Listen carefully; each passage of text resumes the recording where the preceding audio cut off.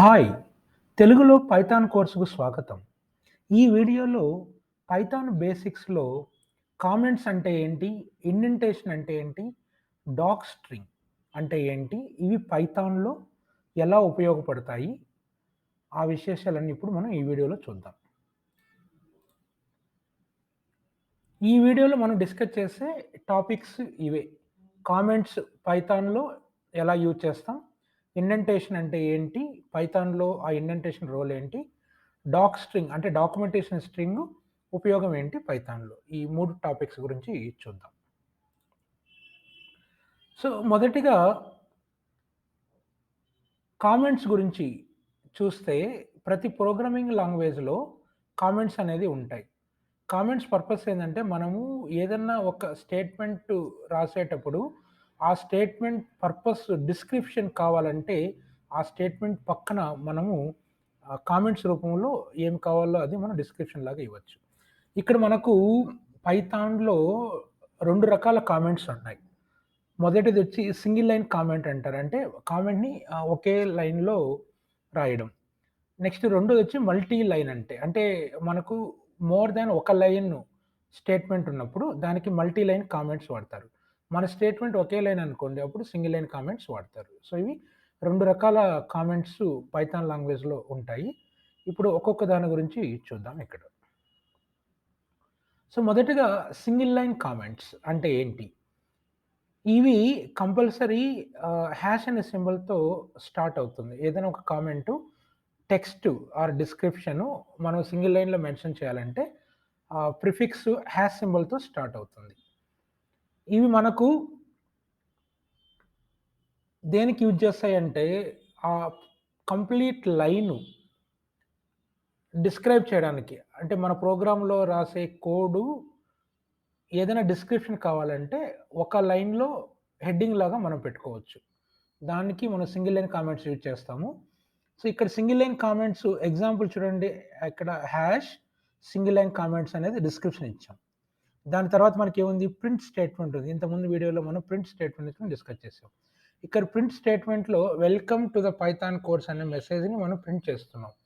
Within parenthesis, within quotations ఈ string include చేయడం జరిగింది. ఇక్కడికి ఎండ్ అయిపోయింది యాక్చువల్లీ. సో, ఇక్కడ ఎండ్ తర్వాత మనం ఏం చేసాము, మళ్ళీ హాష్ ప్రింట్ ఫంక్షన్ అని ఇచ్చాం. ఇప్పుడు ఈ 2 లైన్స్ పర్పస్ ఏంటి చూద్దాం.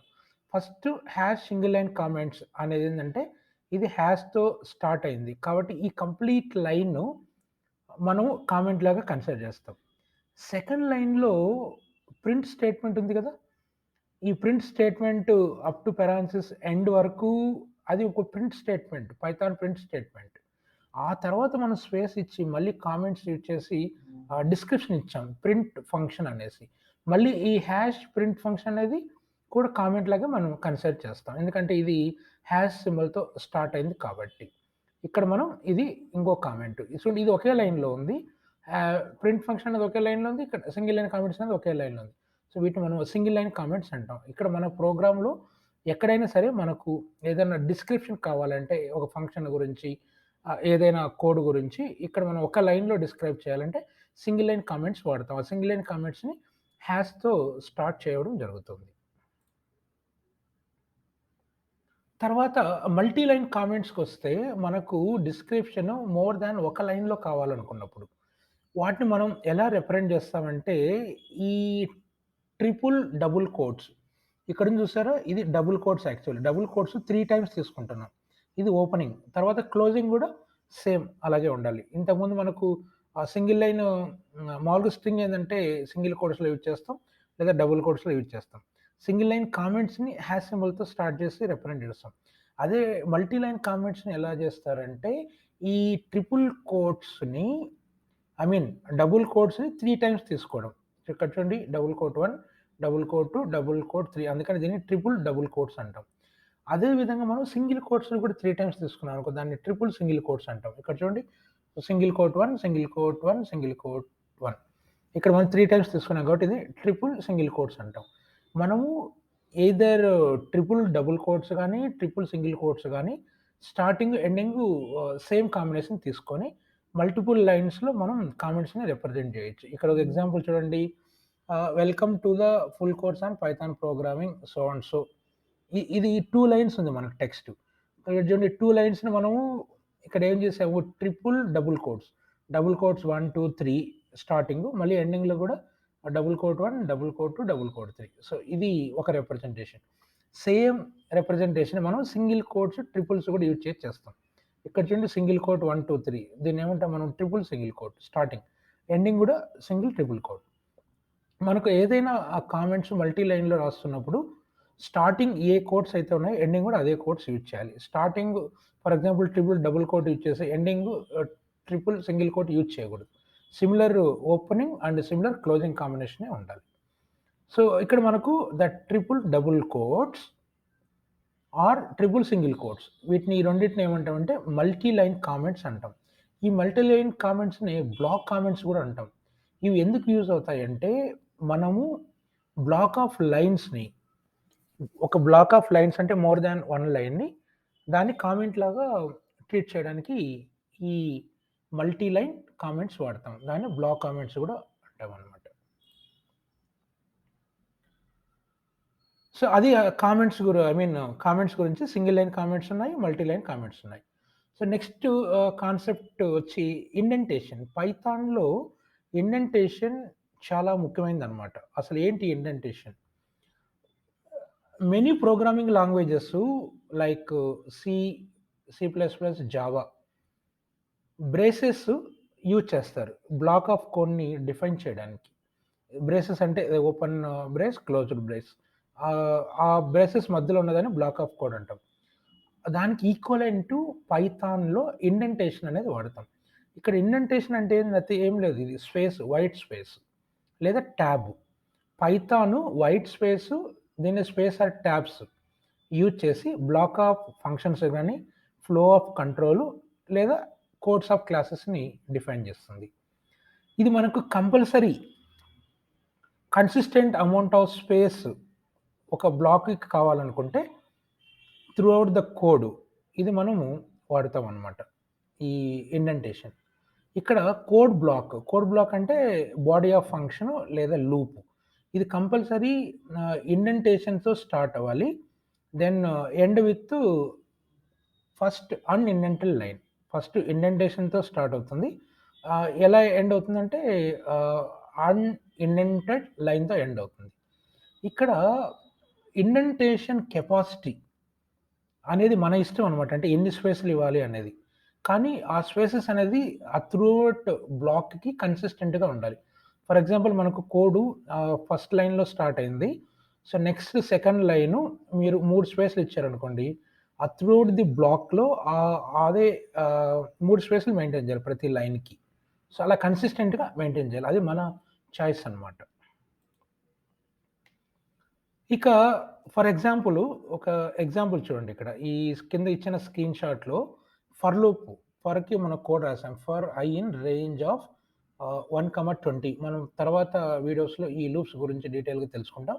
జస్ట్ మనకు ఇండెంటేషన్ గురించి ఒక ఎగ్జాంపుల్. ఇక్కడ చూడండి నెక్స్ట్ లైన్‌లో డైరెక్ట్‌గా ప్రింట్ అని ఇచ్చాము. ఫర్ కింద స్టార్ట్ అయింది. ఇక్కడ మనకు రెడ్ కలర్‌లో ప్రింట్ హైలైట్ అయింది. ఇక్కడ ఏం ఎర్రర్ వచ్చిందంటే expected an indented black.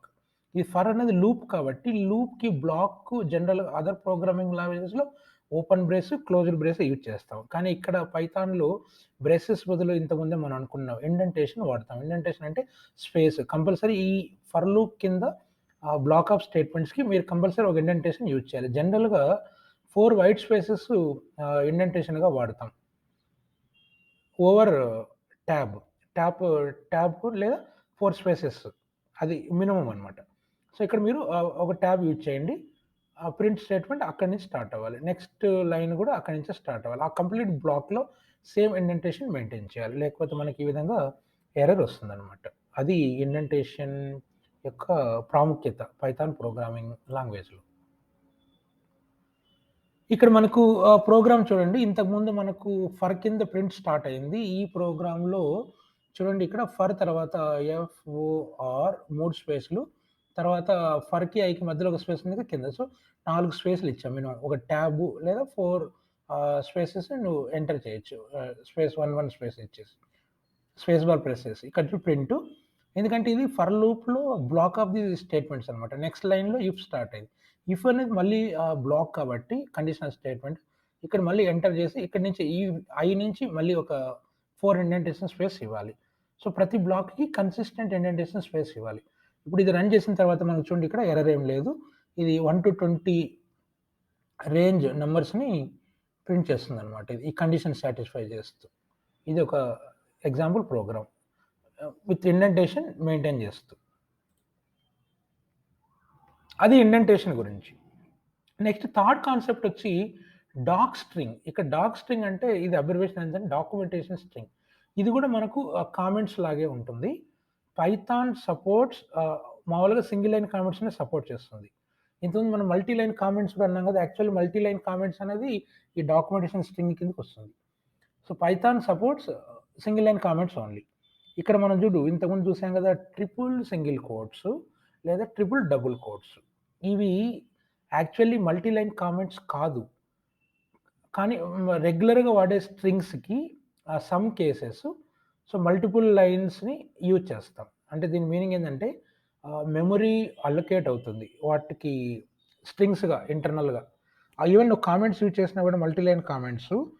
So మామూలుగా కామెంట్స్ పర్పస్ ఏంది, జస్ట్ ఫర్ డిస్క్రిప్షన్, అది మెమరీలో స్టోర్ అవ్వదు. కానీ ఇక్కడ పైథాన్లో మీరు మల్టీ లైన్ కామెంట్స్ యూజ్ చేసినప్పుడు అది స్ట్రింగ్ లాగా తీసుకొని ఆ స్ట్రింగ్కి కూడా మెమరీ అలొకేట్ చేస్తుంది. సో అందుకనేసి మనం సపరేట్గా మల్టీ లైన్ కామెంట్స్ అనేది పైథాన్లో ఉండదు. దాన్ని మనకు ఆల్టర్నేటివ్గా డాక్యుమెంటేషన్ స్ట్రింగ్ అని కాన్సెప్ట్తో జస్టిఫై చేస్తాం. సో మనం ఇక్కడ స్ట్రింగ్స్ ఏదైనా వేరియబుల్కి అసైన్ చేయలేదంటే వాటిని మెమరీ నుంచి తీసేస్తాం. ఎలా తీస్తామంటే గార్బేజ్ కలెక్టర్ ద్వారా రిమూవ్ చేస్తాం. అప్పుడు మనం వాటిని ఏం చేస్తాము, కామెంట్స్ లాగా కన్సిడర్ చేస్తాం అనమాట. వాల్యూ అసైన్ అయితే అది మెమరీలో స్టోర్ అవుతుంది. అసైన్ చేయకపోతే వాటిని మనం రిమూవ్ చేసేసి గార్బేజ్ కలెక్టర్ ద్వారా కామెంట్స్ లాగా కన్సిడర్ చేసుకుంటాం. సో ఇక్కడ డాక్ స్ట్రింగ్ అనేది ఏంటంటే ఇది షార్ట్ కట్, డాక్యుమెంటేషన్ స్ట్రింగ్కి షార్ట్ కట్. అబ్రివేషన్ వచ్చి డాక్యుమెంటేషన్ స్ట్రింగ్. ఈ రెండింటిని కలిపిన తర్వాత డాక్ స్ట్రింగ్ అనే షార్ట్ ఫామ్ యూజ్ చేస్తారు. ఇది మనము దీన్ని ట్రిపుల్ సింగిల్ కోట్స్ కానీ ట్రిపుల్ డబుల్ కోట్స్ లోపల కనుక ఇంక్లూడ్ చేస్తే వాటిని మనము స్ట్రింగ్స్ లాగా కన్సిడర్ చేస్తాం. అంటే ఏదైనా ఒక మాడ్యూల్ కానీ ఫంక్షన్ కానీ క్లాస్ కానీ మెథడ్లో ఫస్ట్ స్టేట్మెంట్.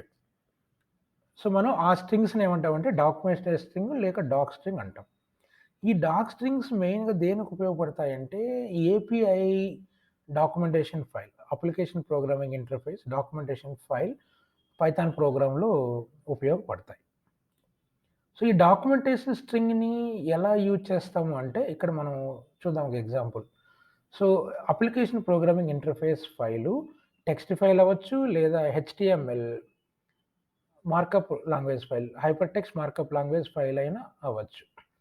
ఇప్పుడు మనకు వాటి డిస్క్రిప్షన్స్ కావాలనుకోండి, సాఫ్ట్వేర్, లాంగ్వేజ్, ప్రోడక్ట్. సో వీటన్నిటిని డిస్క్రైబ్ చేయడానికి మనకు ఒక న్యూ సాఫ్ట్వేర్ కావాలి. సో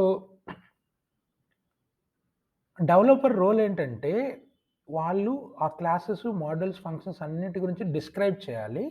అవన్నీ సాఫ్ట్వేర్లో డాక్యుమెంటేషన్ లాగా మెన్షన్ చేయాలి. అవి యూజర్స్కి యూజ్ అవుతాయి ఈజీగా అండర్స్టాండ్ చేసుకోవడానికి, కరెక్ట్ అయిన పద్ధతిలో అండర్స్టాండ్ చేసుకోవడానికి. ఈ డిస్క్రిప్షన్స్ని ఎలా ప్రొవైడ్ చేయాలంటే ఒక సపరేట్ ఫైలు, ఆ టెక్స్ట్ ఫైల్ కానీ హెచ్టిఎంఎల్ ఫైల్ కానీ క్రియేట్ చేయాలి, చేసి అందులో డాక్యుమెంటేషన్ ఉంటుంది. సో మనము ఏపీఐ డాక్యుమెంటేషన్ని క్లియర్గా అండర్స్టాండ్ చేసుకోవాలంటే మనకు హెల్ప్ ఫైలు అనేది కావాలి. ఎవరు ఎండ్ యూజర్స్కి హెల్ప్ ఫైల్, అది ఒక హెచ్టిఎంఎల్ ఫైల్ కావచ్చు, టెక్స్ట్ ఫైల్ కావచ్చు. అందులో ఆ పర్టిక్యులర్ సాఫ్ట్వేర్ కానీ, ఆ క్లాస్ కానీ, మోడల్ కానీ, ఫంక్షన్ గురించి డిస్క్రిప్షన్ ఉంటుందన్నమాట. ఇప్పుడు ఇక్కడ కింద ఇచ్చిన ప్రోగ్రాంలో చూడండి ఆ డాక్ స్ట్రింగ్ ఎలా ఇంక్లూడ్ చేస్తారంటే ఇక్కడ మనకు ఒక ప్రోగ్రాము నంబర్ ఈక్వల్ టు 10.0 అనే నంబర్ డిఫైన్ చేసాము. ఇక్కడ ఒక నంబర్ని డబుల్ టైప్లో డిఫైన్ చేసాము. ఇక్కడ చూడండి డబుల్ ట్రిపుల్ కోట్స్, ఇక్కడ చూడండి ట్రిపుల్ కోట్స్ 1, 2, 3 టైమ్స్ స్టార్టింగ్, ఎండింగ్లో కూడా 3 టైమ్స్ ఉంది. ఇక్కడ చూడండి function to double the value. దీని పర్పస్ ఏంటంటే ఈ ఫంక్షన్ గురించి డాక్యుమెంటేషన్ ఇచ్చాము, ఇక్కడ డిస్క్రిప్షన్. ఇక్కడ దాన్ని ఎలా క్యాలిక్యులేట్ చేస్తాం, next line return 2 into number, then print 2 into number, print type of number. ఇది ఒక ఎగ్జాంపుల్ ప్రోగ్రామ్. ఇక్కడ మనం చూడాల్సింది డిస్క్రిప్షన్. ఈ డాక్యుమెంటేషన్ స్ట్రింగ్ ఎలా యూజ్ చేస్తారనేది. ఇక్కడ చూడండి డబుల్ ఇక్కడ ఏముంది అసలు మనం ట్రిపుల్ డబుల్ కోట్స్ యూజ్ చేసాం. Starting, ending. ఇక్కడ నాట్ ఓన్లీ ఒక లైన్ మల్టిపుల్ లైన్స్‌లో కావాలన్నా కూడా మనం నెక్స్ట్ లైన్‌లోకి ఎంటర్ చేసి ఎన్ని లైన్స్ కావాలంటే అన్ని లైన్‌లు టైప్ చేసి లాస్ట్‌లో ended with opening A codes అయితే ఓపెన్ అయిందో ఎండింగ్‌లో కూడా అదే కోడ్స్‌తో ఎండ్ చేయాలనమాట. అది మనకు డాక్యుమెంటేషన్ స్ట్రింగ్ యొక్క పర్పస్. ఇప్పుడు చూడు ఈ ప్రోగ్రామ్ రన్ చేసినప్పుడు ఈ డాక్ స్ట్రింగ్ కామెంట్స్ యూజ్ చేయడం వల్ల ఇక్కడ మనకి ఎర్రర్ ఏం లేదు. చూడు. సో, ఇది documentation string purpose Python programming లాంగ్వేజ్‌లో. సో, అదే అండి 3 కాన్సెప్ట్స్ ఈ వీడియోలో డిస్కస్ చేయడం జరిగింది. ఫస్ట్ వచ్చి comments, single line comments, multi line comments, then indentation గురించి, దెన్ డాక్యుమెంటేషన్ స్ట్రింగ్ గురించి. ఇంకా అప్‌కమింగ్ వీడియోలో మనం మరొక కొత్త టాపిక్‌తో ముందుకొద్దాం. అంతవరకు ఈ ఛానెల్‌ని సబ్స్క్రైబ్ చేయండి. ఈ అలర్ట్స్ అన్ని మిస్ కాకుండా మీకు అప్డేట్స్ వస్తూ ఉంటాయి. ఓకే అండి. బాయ్.